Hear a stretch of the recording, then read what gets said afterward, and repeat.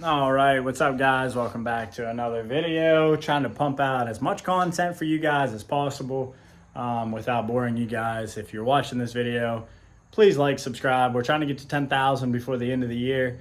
We're at like 5,200, something like that right now. So got quite a ways to go, but it's free to subscribe. So if you stumbled across this video and it helps you in any manner, just go ahead and like and subscribe. I'm gonna flip the camera around real quick. Gonna give you guys a little bit of an overview of what I have. Obviously the thumbnail is giving away the mod that we're doing. Biggest channel sponsor we have is SPELAB. I know some people have a little bit of controversy to say about them. I have a bunch of their parts right now. I have their grid heater, which there's a video for that if you're curious. I have their intake horn. Let me just show you guys. So you can see truck's dusty. It just got back from a 6-hour drive. Actually, I'm sorry, 12 hours total, 6 hours one way. But anyway, I have their intake horn, their block plate, throttle body, flap delete. Underneath of that, I have their grid heater delete. Kind of going over some stuff. I need to get some powder done so that it all matches. That like miscolored stuff's driving me nuts. Truck's 2G swap, black market performance, 464 if you're curious about that. I haven't melted my coolant bubble yet, but probably should do something about that. Out the back, 4-inch from SPE. And I will say this, I had their muffler and then so I have both. I have like their muffler and then the regular. Obviously everybody loves the 2G sound. But I will say this, the muffler on this is probably the quietest muffler. So if you're in the market for a muffler, use my code down in the description and get it. But let's get into what we're doing today. So they sent me their intercooler and cold side piping kit, which boost tubes is what everybody calls them. So you can see this, man, it's quite, I'm gonna try to get a better view for you guys. All right, little vertically challenged there. But anyway, you can see your intercooler pipe that runs underneath your battery. It's kind of hard to see, but anyway, it's gonna go down into here and then into the back of your intercooler, which your intercooler is right here. And I do have theirs. So the cold side, which is why like everybody does this really, I am not gonna be replacing because I'm already on a 2G swap. A lot of guys replace that because your factory one has a massive dent in it for clearance issues. So anyway, that's why I won't be doing this side, just strictly the other side. So anyway, so this is the box. Obviously, I've kind of already been rooting around a little bit in here. Your couplers, your T-bolts. Nice part about this powder coating that I like is they left the raw finish right by where they bead rolled it. So you shouldn't have any boost issues realistically, but if you're buying their kit, I think this setup's like 150 bucks, something like that for both of them with all the couplers, and I got like a reinforced one for you. Overall guys, this stuff's real nice. So anyway, yeah, let's go ahead and just get into it. And I'll be showing you guys how to remove the intercooler. Actually, I should probably show you the intercooler first. All right guys, so there's all the boost tubing. Here is the intercooler. Yeah, I mean, it's pretty straightforward, pretty thick. It's my hand. So yeah, pretty excited to get this on. Let me go ahead, get this off the stand, get it out of the way, and we'll get into putting this in the install. All right guys, so the first thing I did, that's an 11 millimeter on that T-bolt. The nice part is with the stock couplers, they are so weak and flimsy that you'll be able to move that around really easily. With the upgraded one, I'm not sure we're gonna have that same response, but that's all you need to do on the top side. There's nothing to it, so let's go ahead and get it. All right guys, helping you out the best that I can. You have clips underneath. Get yourself, where is it? See that little trim tool? If you don't have one of them, they're on Amazon. Get yourself one of them, it'll make your life easier.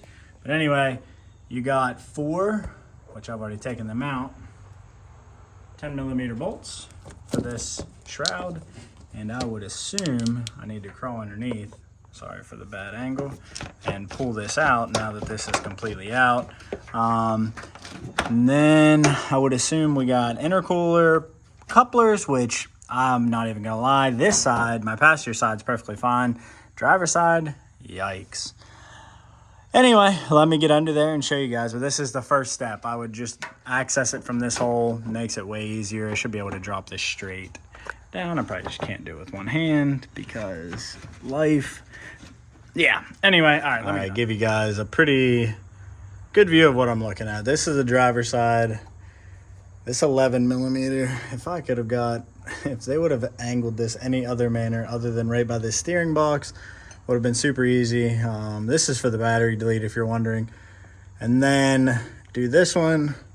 This is the black marker performance side. So this side's gonna be super easy. And then you got, well, how many bolts? Is it just 2 bolts for your plow mount on each side? I think just 2 bolts and maybe 3, I don't know. 2, 3, something like that. And then I should have the full weight. So it's out. This is what it looks like. You do have to transfer some stuff from your stock one to the aftermarket one. This whole bracket system right here, which this can't, guys, the exactly how you see it is exact. So when I took it off that, this is how I brought it out. I feel like this is the best way. Somebody could correct me if I'm wrong, if there's a better way, but the intake horn side, I just brought the whole tube out so I didn't have to fight with that. And then that side I already have messed with prior because for the 2G swap. So again, who knows if it's better, could be worse. Anyway, this bracket has to be transferred over and this like ducting. So take your little trim tool, pop all these little pieces out. So I'll show you what it looks like transferred over and then we should be getting ready to get back in. I will say this. This is a really easy intercooler. I'm not gonna lie, I'm actually pretty happy with it. All right, guys, so this is what we look like. Show you everything we transferred over. Rubber grommet here, your plow mount brackets, go up there. Rubber, these are side specifics, by the way, so make sure you keep that in mind. Top air duct here, rear air dam for the backside. Realistically, guys, the intercooler is ready to go back in now. All I need to do is set myself up for success with the intercooler piping. That's the only thing I need to do that I need to worry about right now. So I'm trying to think if I should route it through the top, which I'm probably going to try. I don't think pulling it out like how I did that one, I don't think that's the move. You can see the diameter of those pipes are substantially bigger, so I think I'm going to put the pipe in and then probably do it underneath. It would be nice to have 2 people, but I'm just kind of talking myself through what I think I'm gonna do and go from there. So I will show you guys the best method. All right, guys, next day. Yeah, kind of just got into it last night and forgot to record. You can see it's tucked in there. Everything is very, very loose. Took my grill out. There's like a little plastic surround right here. Sorry for like why it's so hazy looking, I'm not sure, but you can see the pipe that's in there. And I actually even went to the degree of taking my fender liner out, which you can see gives you full access to the pipe.